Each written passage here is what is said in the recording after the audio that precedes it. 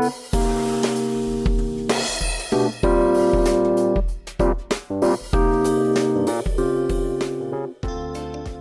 like its protagonist, Fionna and Cake Season 2 is a bit of a mess, especially in comparison to its kind of incredibly well put together, at least into the ending, predecessor. This sophomore outing often feels like a series trying to find its footing and not the newest installment in a franchise 300 plus episodes deep. The three-ish plots here seem randomly broken up. The show makes the ostensibly baffling decision to lower the stakes in season 2 from universe-threatening to one guy being sick from something the audience knows he pulls through from, and the end result is a batch of episodes that's as controversial in its quality as anything the franchise has done in the last decade. At the same time though, as much as it would simplify both the thesis and the title of this video, I just can't in good faith say that I disliked this season. There are a plethora of great moments here, these scene-to-scene interactions are as fun as they've ever been, and any claim that this installment doesn't still have the magical adventure time seems far-fetched to me. For the last 4 months since that first episode aired, I've been watching and thinking about and rewatching these 10 half hours and trying to figure out what this season was actually going for and why I still like it despite it being so easily critiqued. And while the answer to those questions might still be up in the air, I am so unimaginably ready to finally talk some more Fionna and Cake.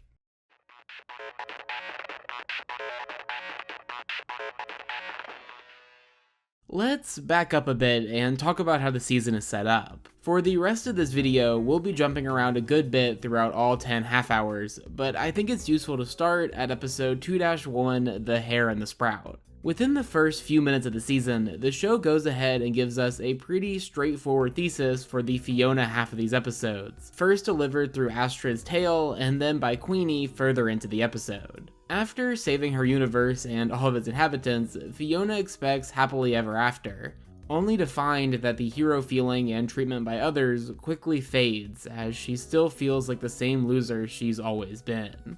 This idea that Fionna is missing the life of adventure she was literally created for, and the life that she just had in her grasp, is further showcased by the joy we do see her experience when she actually gets to fight somebody in the form of Lady Cutter. There will be several examples in this season of the idea that not everything in Fionna World has to be one-to-one with everything in OO, but the idea that Fionna needs adventure and a goal like Finn needed adventure and a goal is pretty inarguably present throughout almost everything here.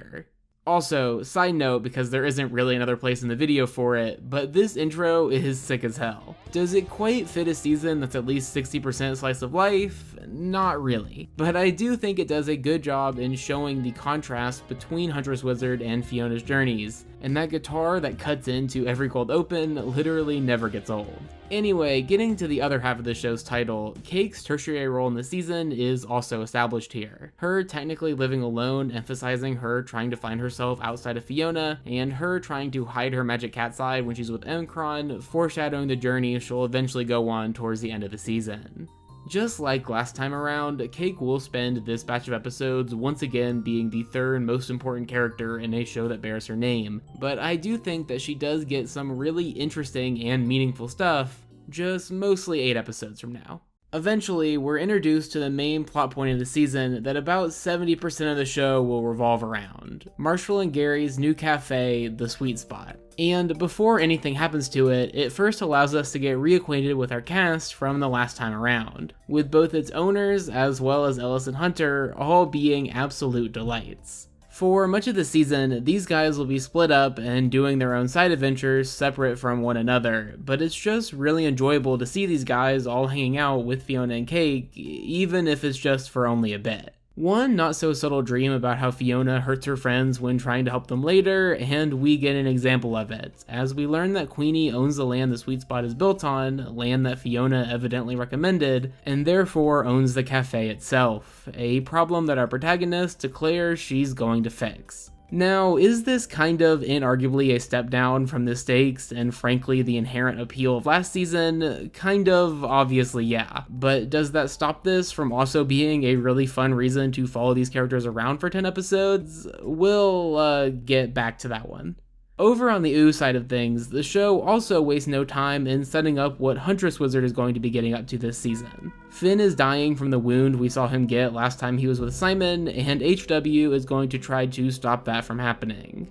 We'll obviously get more into this later, but some of my favorite parts of this season are when they get super weird with the imagery surrounding the story, and the illusion Huntress Wizard mama birding Finn is a fantastic start to that. Eventually, HW drops Finn off with Simon so the pair can engage in subplot shenanigans with the rest of Oo's cast, as she goes off to investigate the heart of the forest where he got his wounds. And thus, we have the two main plots of the season. Fionna is going to try and save the Sweet Spot, and Huntress Wizard is going to try and save Finn. And no matter what your opinion on this batch of episodes is, it probably revolves around how well you feel they balance these two halves of the season, as well as all the other stuff going on. Speaking of which...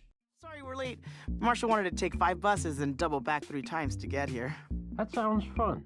For reasons that kind of make sense, Fionna and Cake has spent its first 2 seasons being unwilling to give Marshall and Gary the same type of relationship tension their ooh counterparts once had. Sure, there is a tiny moment right after they move in together where Gary's obsessiveness and Marshall's sensitivity causes the latter to see his mother in the former, but Gary gets past that comment exceptionally quickly, and it's all sunshine and roses from there. This causes the vast majority of their scenes together to only really serve as cute breaks from the rest of the episode's action, a role that they do serve adorably well, but one that also feels pretty meh.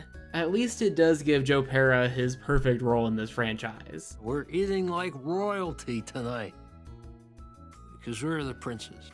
Anyway, besides the aforementioned episode where we see how Gary's parents' admiration of him has unknowingly had some negative consequences for their son, most of the focus on these two is on Marshall and his relationship to both Hannah and Simone. And while Marshall not liking his mother because she doesn't accept him for who he is mostly a continuation from last season, the Simone stuff is something almost entirely new, an interesting attempt to make some kind of parallel to Simon's presence in Marcy's life. And while I do appreciate how they tried something new here instead of just doing Simon 2.0, it unfortunately never quite gets the screen time necessary to even hit 100th as hard.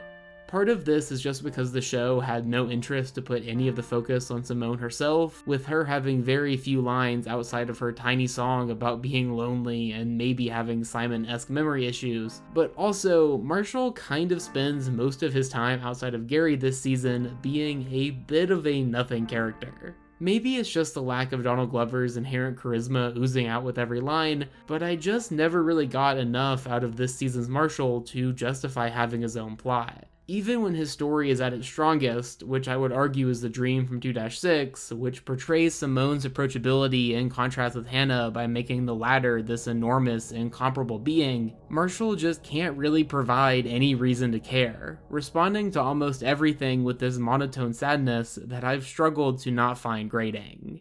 At least we do get a pretty solid ending to the story of Marshall's, with his 2-8 performance of Trustfall being a nice explosion of emotion. While comparisons to the other 2 main songs of the season won't help it, it's still a quite nice moment for a character who, at least in my opinion, quite needed it.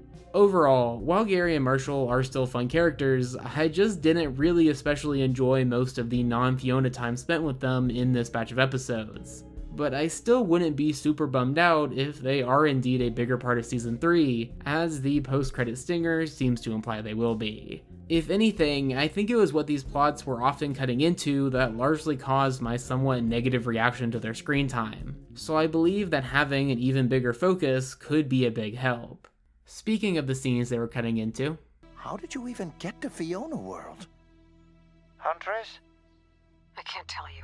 It might seem a little weird that I'm choosing to talk about the supposed focus of the season pretty early in this video. And while I am going to save discussion of everything from the final episode till the end of this one, I think it's important to talk about the Huntress Wizard trying to save Finn stuff early because it's ultimately what my thoughts on everything else circles around. Going into this season, Huntress Wizard was the character in the show with the lowest screen time to intrigue ratio, and giving her a plot where she tries to save the main protagonist of the franchise is just inherently going to be something that should both be incredible, while also inherently detrimental to everything else the show expects you to care about at the same time. Given that this season ostensibly wanted HW to be a main character for a batch of episodes, it makes sense that in addition to the modern day Huntress Wizard stuff, that they go ahead and give us some semblance of a backstory for the character, something achieved in 2 flashback cold opens. The first of these comes in 2-2, where we see the character complete her first rites and become a green wizard, and it's great. The scene is visually stunning, interesting both thematically and lore-wise, for whichever you're more into, and also features the first example of Huntress Wizard cutting off her own hand, which I embarrassingly found sick as hell every single time it happened in this season. 2 episodes later, we get a piece of HW's life from even earlier, seeing the family that adopted her ultimately meet their fiery fates. This scene too, while not as visually or tonally fascinating as the first, also provides an interesting look into Huntress, and why the character might be adverse to forming the type of connection that Finn craves. Speaking of which, my favorite moment from this entire storyline, and also probably this entire season, comes later in 2-2 as well, where we see some form of Finn and some form of Huntress Wizard have a conversation. The reason I'm saying some form here is because it's somewhat unclear whether this is a flashback, a telepathic conversation, or just a mental creation of HW, but it really doesn't matter. We hear HW try to callously respond to Finn's soft yearning for death, but still admit that she worries about a future where he no longer thinks of her. A world where what seems like her sole positive biological connection ceases to exist. This isn't just the moment that sold me on what turns out to be a killer Ashley Birch interpretation of the character, one so good that I was almost able to stop hearing Enid, but the moment that sold me on the idea that a story based on these 2 characters with so few pre-existing interactions can work. And then Huntress Wizard spends most of the season dicking around in Fionna world. After spending episode 2 engaging in one of the best choreographed fights of the franchise with Witch Wizard, she spends 2-3 vaguely struggling in a pot and having dreams that are kind of cool in retrospect, episode 4 silently hunting mice and then screaming at PB, 2-5 doing a Rick and Morty-esque time travel plot with Cake that has nothing interesting to say, 2-7 engaging in the B-plot of Fiona's story and finding Hylics, and episode 8 doing mostly the same thing as the audience and just watching Fionna talk. That's more than half of the episodes in which HW, one of the coolest characters in a series overflowing with them, does pretty much nothing in her own focused season. Sure, episode 6, The Bird and the Clock, which we'll talk about a lot later, does give us this hard-hitting moment where she refuses to even tell Finn she loves him after fighting a cosmic being to save him, a nice callback to this line from somehow nearly a decade ago. But exceptional beasts like us cannot fall in love. That is the secret of ordinary people. But when she goes back to just helping Fionna hunt down Felix in the next episode, it's hard to not wonder whether or not she or the show really gives a shit about Finn.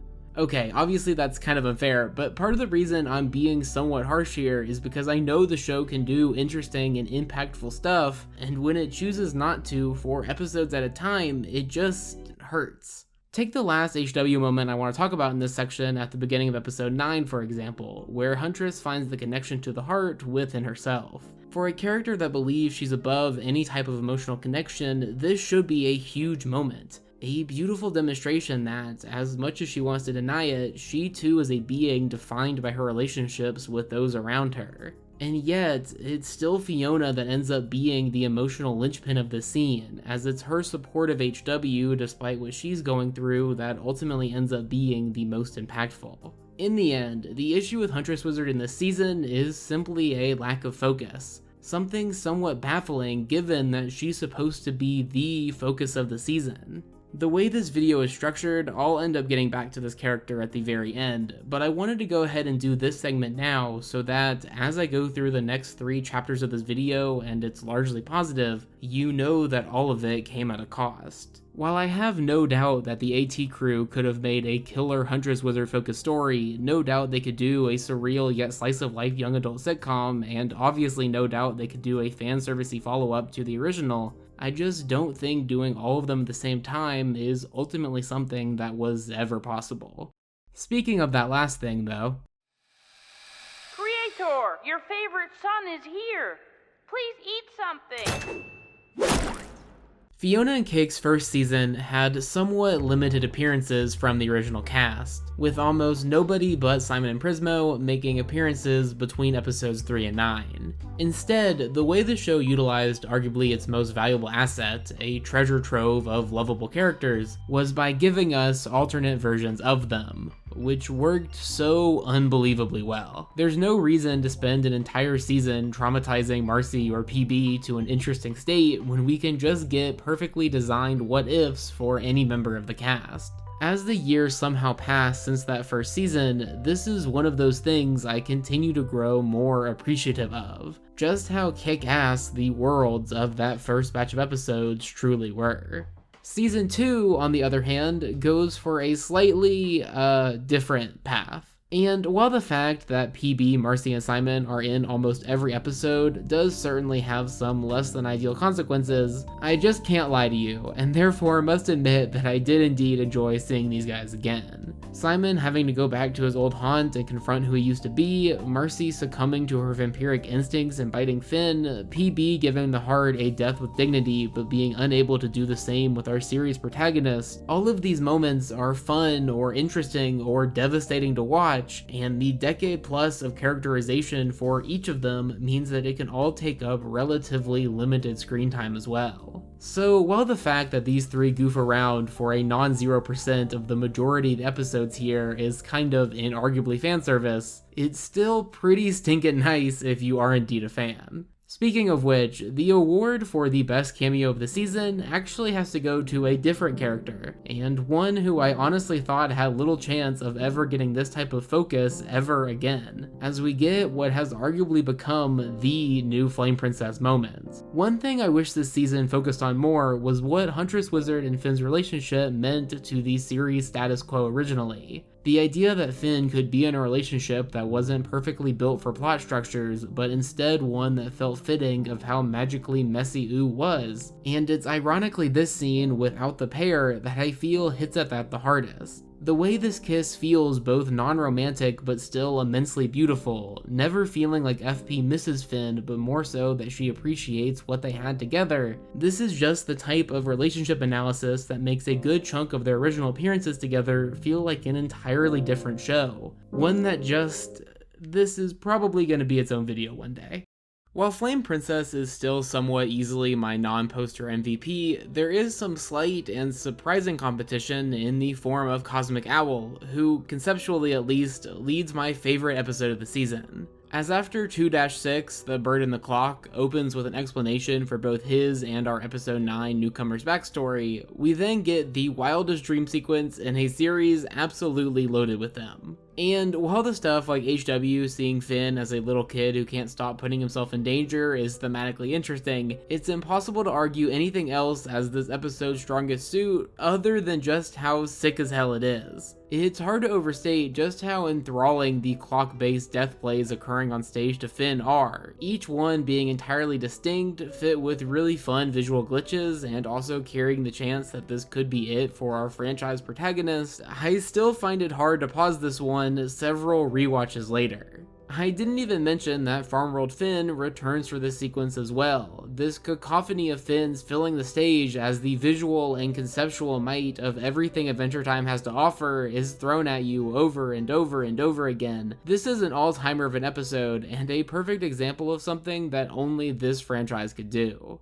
Overall, while a more focused story for the season would probably both be better and also include less of this section's topic, am I ever going to advocate for the show introducing more characters instead of just using these guys I already absolutely adore? Probably not. Speaking of old characters I absolutely adore. What's wrong? You're beautiful. I'm not sure there was a better opportunity for this season to use a Fionna World version of a character to say something than with Fern. The main est of characters to die during the original series run, it just made sense to use this alternate version to comment on what could have been. And while my dream scenario for what would become Fennel is probably something closer to Perfect Blue than anything this series would ever dream of doing, I still found the execution of this version of the character to be somewhat interesting and really fun. After episode 3 names the character and introduces her as Felix's current flame, and episode 4 has her actually be nice to Fionna when they do meet, 2-7 The Wolves Who Wandered gives us the full Fennel experience. And does the fact that these two, moments into knowing each other, can't keep their hands off one another and keep calling each other beautiful make the brotherly analogy of Finn and Fern a little weird? Maybe.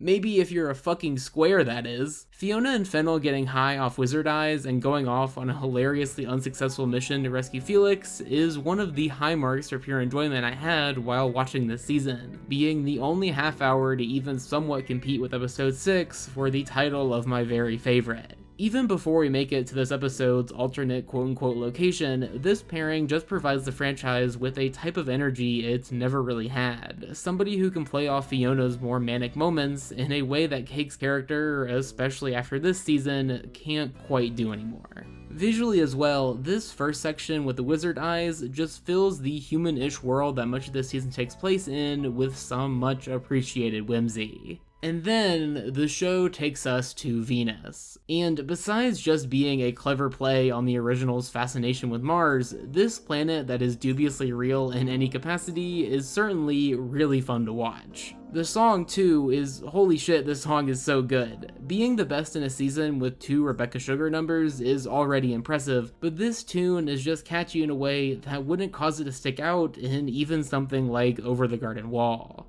Oh yeah, that makes a lot of sense. Anyway, this Fennel and Fionna adventure through space and sobriety ends with a scene that, despite following a frankly hilarious plot and also being somewhat inherently comedic itself, still presents both a haunting look at what Fennel's past may have entailed, as well as a look at what things could have been like had Fern not been the ultimate victim of his circumstances, a being with a soul we have proof could have led to great things, trapped in that example's shadow and essentially forced into a life of darkness. Seeing Fennel not only thrive, but actually take Fiona's existence as a positive instead of a negative like her counterpart was just further evidence that Fern's existence in the original show is ultimately the best example of the series-long theme that the actions of a character are not always reflective of who they actually are, of who they'd be under better circumstances. Besides Fennel as a character just being a blast with a capital B, they also serve to make one of Adventure Time's strongest tragedies even more beautiful.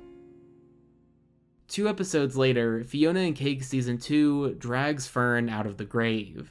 And is it cool to see the guy again? Hell yes. And is his new design incredibly sick and a fantastic juxtaposition to which parts of Finn's design stuck around 13 years later for him? Also hell yes. But does this episode ever justify bringing a character defined by his doomed fate back from the dead? I'd contend it's not really close. I would not at all be shocked if AT does more with this character in the future, something that would make many of my complaints just kind of disappear. But until then, they've brought Fern back from the dead to be the 6th, at best, main character of an episode. Okay, enough complaining for at least a few minutes, as I do want to quickly touch on the few Fern scenes that we do get, which mainly revolve around the idea that he's the one watching over all of Finn's negative memories he's not yet ready to confront. This is, admittedly, a really neat concept, and one that I wish they expanded on a bit more, even just by simply showing us that several of these memories must be Fern-related. While I might not really love how they get there, I do think that Fern's appearance in this episode is a nice way to set up the final moments of Finn we get in the season. Overall, when looking at both halves, I do believe that the inclusion of Fern and Fennel is somewhat definitively a net positive for the season, serving as another way for both Finn and Fionna to be further contrasted against things they are not. Finn will never be as content with the past as Fern is, and Fionna will never be as content with the future as Fennel. In fact, Fennel will eventually seem pretty much content with pretty much anything. But before we get to that, let's talk about Cake. A little change goes a long way. And he sings. A little time to ease your expectations. As I mentioned before, Cake's screen time is once again limited in this season, but I would still argue that it's kind of sneakily miles more interesting than anything she's ever gotten before. For the first 3 episodes, however, it more or less seems like the character story is going to go down a similarly entertaining yet kind of empty route as last time, with her cross-species pursuit of Mcron. And while I would have loved a 10-episode debate on whether or not it's bestiality to get with a cat who can transform into and clearly think more or less like a human, I guess I'm technically glad they went for a slightly deeper route. Episode 4 sees our feline protagonist getting an opportunity to join the show's version of Cheers, which ultimately ends up just being because the in-show 1, needs somebody who can be tiny to join their tiny cast, and 2, want to use her abilities as a punchline, each reference point given about her to the sitcom's audience being about this one element. Perhaps the darkest part of this scene is the aftermath, where in the moments following a well-earned crash out, Cake temporarily sees the cast of Cheers as mice, almost being unable to stop herself from acting on her feline instincts. This is something that's moved past quite quickly for the sake of the whole HW being reborn in Fionna world plot, but it's also something that I don't think Cake really ever quite gets over. 2 episodes later, we invade Cake's securities a bit more directly, her dreamscape giving us a view into one of her deepest fears, the idea that she may one day pass on her abilities, what makes her unlike anybody else, onto her offspring. The idea that her powers are a curse that prevents Cake from finding others like her in her world is something she obviously doesn't have in common with her canine counterpart, and I think that the fact that the show focuses on it so heavily works really well. Cake does still try to get with her version of Lady Rainicorn, but while Lady and Jake are both just beings in a world with thousands of conscious species, Cake is a freaky bendy talking cat trying to get with a human man. It's just something that was never going to work, something that Cake is forced to confront when she does finally get Mcron at the end of episode 8 and feels absolutely nothing. The very next episode, The Worm in His Orchard, provides that feeling back to Cake, introducing her to the Karmic Worm. And while the stuff with KW, I guess, and his brother is interesting, and obviously the processing of the past is pretty directly related to Finn, it's his connection to Cake that makes him one of the standout additions to the season. This is, of course, best highlighted in the song, a song that both makes you wonder why Prismo didn't sing last season when this guy was the voice actor, and also a song that highlights how Cake is going to have to move forward as one of the few magic beings in a mostly non-magical world. The lyrics of Transformation paint a version of the character who has been struggling with finding who she is in a universe named after her former roommate, trying to use her ability to transform to find an identity when it is that ability to change, physically and otherwise, that could have been her identity all along. As Karmic Worm tells her, no matter what Cake transforms into, it's always going to still be her, for better or for, well, maybe we'll get to that next season. Cake's decision to stick around in the undergrowth, even if temporarily, does a good job in emphasizing that this moment for the character is one that actually has meaning, and it's actually pretty easily the ending of anybody this time around that I have the least quibbles with. While I do kind of unfortunately doubt we will ever get a season that's actually focused on Cake, I think doing these kinds of stories, even if they have to be fit in the nooks and crannies of everything else going on, is something that makes this version of Adventure Time better. But enough about the second half of the show's name, as let's finally, 28-ish minutes into this video, talk about what the show's protagonist has been up to this whole time. I mean, given how well she ended last season, I'm sure it's probably not that. Maybe I can just crawl under some sludge and stay there for the rest of my life. You don't want to live here. As silly as this sentence feels to say in a video about a show called Fionna and Cake, I was kind of shocked by just how much of a focus Fionna is this time around. It's kind of inarguably the most focus any character has ever gotten in any season of this franchise. And thus, it makes a lot of sense that, in a season with a side plot about our franchise protagonist slowly perishing, that I'd spend a good chunk of this segment talking about how terrible it is that we have to watch messy relationship drama about a woman in her 30s for the majority of said season. At least, that is what would make a lot of sense, because after watching these 10 episodes again with the goal of separating what this Fionna plot is with what it is technically taking away from, I kind of just found it really enjoyable for the most part. Is it one of the most enthralling plotlines that Adventure Time has to offer? No, obviously not, but there are enough interesting nuggets here that make it not entirely stand out against the rest of the canon. The first 4 episodes of the season mostly focus on what all of Fionna's many issues are. She's still clearly traumatized by the events of last season, she's stuck between Hunter, who actually wants her, and Hylics, who doesn't know what he wants, she's facing a goal she can't reach with violence in trying to save the sweet spot, and most poignantly of all, she feels like she never got the happily ever after she felt she deserved after saving her world. And while the sweet spot stuff is what Fionna claims is her main goal of the season, and the happily ever after thing is what she should obviously be trying to address, both of these get heavily superseded by her pursuit of Hylics, who is definitely an interesting character.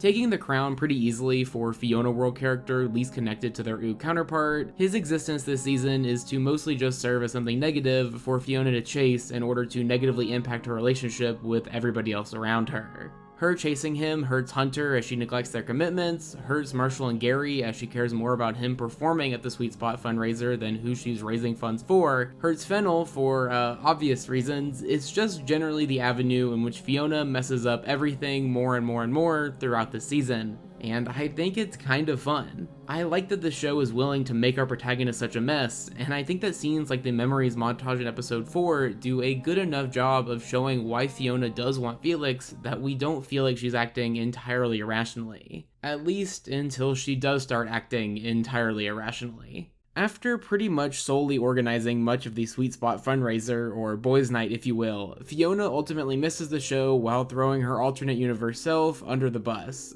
coming back to Fionna World just in time to see the event being a huge success. Before she is able to fully process this and is still understandably in a whirlwind of emotion, she gets the opportunity with Felix she's been waiting for so long, an opportunity she takes and immediately regrets. And as Fennel runs away sobbing from who she just called a friend in the last episode, Fionna goes into a full spiral. And while I'm not sure it needed to be as drastic as this, as it kinda makes what the season finale is going to go for more than a little bit awkward, watching her wreck the place she's ostensibly spent the entire season trying to save does make one thing clear. Fionna never really gave a shit about the sweet spot. She only ever cared about what the act of saving it would make her feel, what it would make others think about her. The realization of such putting the character in a quite low place for the next 30 minutes or so. After spending the majority of episode 9 sulking around and feeling sorry for herself, Fionna decides that she's going to try to make things better, that she is going to try to be better, setting up her story to conclude in the finale. Overall, Fionna's plot this season is something that's best if you don't compare it to anything else, which kinda sounds more like a dig than I intended, but what I guess I'm trying to say is that if you are able to take this plot for what it is, you get a kind of interesting slice of life aftermath to the multiverse story we got last season. And while it is definitely not perfect, the biggest miss outside of the pacing being the complete shoving to the side of Hunter outside of a quick reference to the idea they might be trans in a way that's still yet to be explored in any meaningful sense, I do think there was a very similar version of the story that would have been received very well. Anyway, I think we've finally caught back up on all of the various plots from this season and are finally ready to talk about the finale. A finale that's definitely fitting of the season as bookending, if nothing else. Mom! You came back! Crap. Episode 2-10, The Bear and the Rose, opens with a flashback containing a conversation between a healthier Finn and his mother. And despite Minerva's robotic condition, this back and forth about her son's relationship with Huntress feels shockingly mundane and human. Minerva describes her worry for Finn, knowing that he craves actual connection and obviously isn't getting as much of as he wants with HW. She even goes as far to tell him that he's wasting the best parts of his life with somebody who seems honestly disinterested in any type of relationship, something that Finn doesn't protest. This conversation sets up two different elements of the finale, both the more thematic in the sense that HW needs to either be with Finn or let him move on, as well as the more literal, as we cut back to a present, significantly less mundane interaction between Minerva and her son. And even with the fact that Together Again more or less spoils Finn's fate coming out of this one, there is still something kind of darkly fascinating about these 22 or so minutes, where it feels like Finn is going to be uploaded. Something that any type of character analysis, or even just a single viewing of the aforementioned Distant Land special, would point towards something that Finn would never ever want.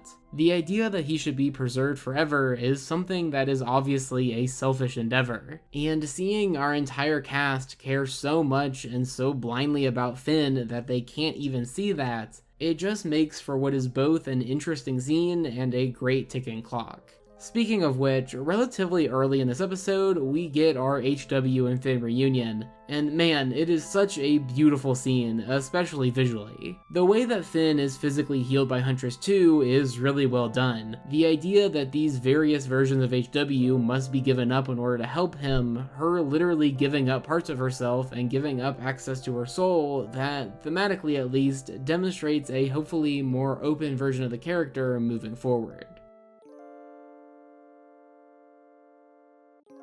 Unfortunately for the pair, PB and Minerva's Pantheon-esque shenanigans have left Finn's soul in purgatory. Trying to map out how the hell all of this is supposed to work logistically in your head is fittingly quite messy, but Bellamy Bug's return does do its best to try not to get you to think about it too much. However, when push comes to shove, it all leads to a conversation between Finn and Fionna in the latter's mind, and man, does it make a lot of the complaining I've done over the last 30 minutes or so feel kind of silly. From the Finn side, we hear his concern that the connection he had with Jake can never be replicated, and that Huntress, who he's clearly turned down all other romantic endeavors to be with, can't even tell him that she loves him. Finn describing her as a wise wizard in comparison to himself being a dumb baby man is obviously quite funny, but it doesn't really even come close to removing any of the heartbreak here. Ultimately, what helps Finn out of this funk isn't Fionna telling him how great he is, but instead how Huntress Wizard has helped her. How watching HW go on this quest across dimensions, fighting against everything she's lived her entire life for, all while she can't even admit she loves the person she's doing it for, has helped Fionna see that the way to get people to like her isn't by trying to fix all their problems as quickly as possible, but instead to just show them that she cares as consistently as possible. It's the kind of scene that makes much of the harder to get through parts of the season all magically fall into place, connecting Huntress Wizard and Fionna in ways that the previous 9 episodes just never could. All of this being followed by the life returning to Finn's eyes just in time to see Huntress hovering above him, an absolutely stunning scene. I'd struggle to name too many more powerful moments in the franchise than this.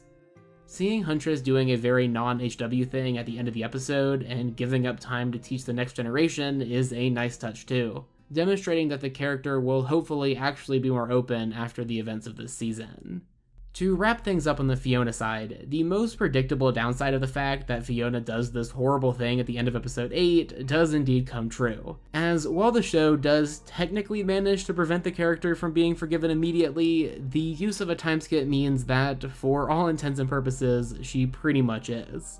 Even Fennel, the one character who should definitely hold a grudge, literally never mentions the kiss to Fionna on screen. Sure, we do get to see Fionna and Hylics talk about it, and yes, the stuff where she talks about only wanting him so that she could have a happy ending with the boy of her dreams is interesting, but only getting to see the two of them come to grips with what happened while the victim gets over it off screen does feel a little yucky. Nevertheless, given the fact that season 3 is not yet confirmed, I understand why they wanted this entirely feel-good ending. In fact, there really isn't even anything here that points to a season 3. I'm not really even sure. Nice song, kiddo. Got a minute?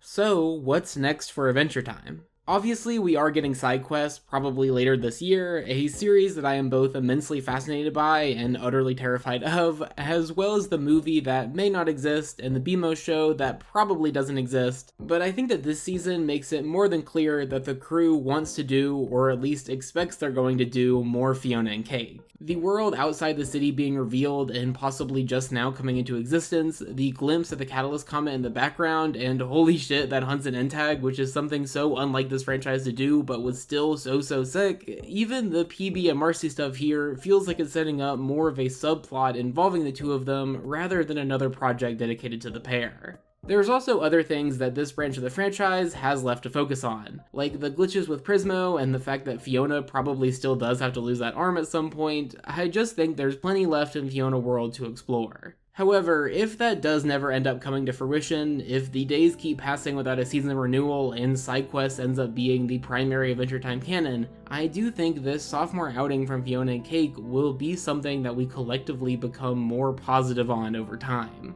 As while watching the season 22 minutes at a time, stuff like not seeing Huntress Wizard do anything for an entire episode felt like a huge deal, I think the parts of this season I'll remember most long term are those that truly floored me, from the out of this world concepts in the Cosmic Owl Pursuit to the devastation of hearing Finn describe how he feels about his life post-Jake. As while this was indeed far from the most consistent Adventure Time season, I just can't help but see it as proof that this show, as it approaches its 3rd decade in existence, still has plenty of juice left in the pep tank.